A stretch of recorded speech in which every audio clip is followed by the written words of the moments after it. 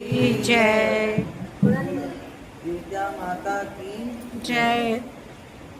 एक बार नैमिषारण्य के निवासी ऋषियों ने संसार के कल्याणार्थ सूत जी से पूछा, हे सूत, कराल काली काल में लोगों के बालक किस तरह दीर्घायु होंगे, सो कहिए।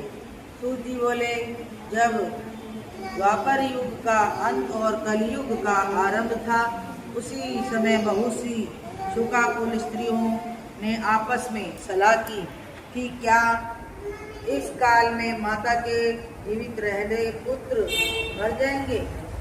जब वे आपस में कुछ निर्णय नहीं कर सकी, तब गौतम जी के पास पूछने के लिए गई।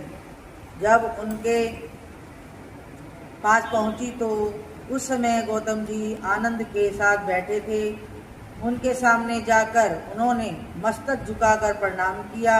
तदंतर स्त्रियों ने पूछा, हे प्रभु, इस कलयुग के लोगों को पुत्र किस तरह जीवित रहेंगे। इसके लिए कोई व्रत या तप हो तो कृपा करके बताइए। इस तरह उनकी बात सुनकर गौतम जी बोले, आपसे मैं वही बात कहूँगा जो मैंने पहले से सुन रखी है।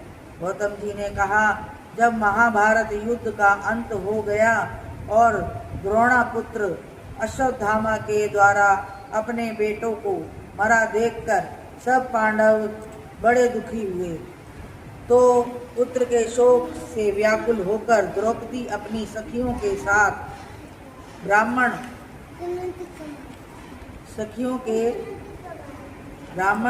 क्षेत्र धौम्य के पास गई और उसने धौम्य से कहा, हे विपेंद्र, कौन सा उपाय करने से बच्चे भी दादू हो सकते हैं, यह आप कृपा करके ठीक ठीक कहिए।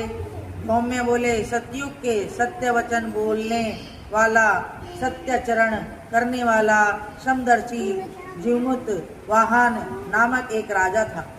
एक बार वह अपनी स्त्री के साथ अपनी ससुराल गया और वहीं रहने लगा।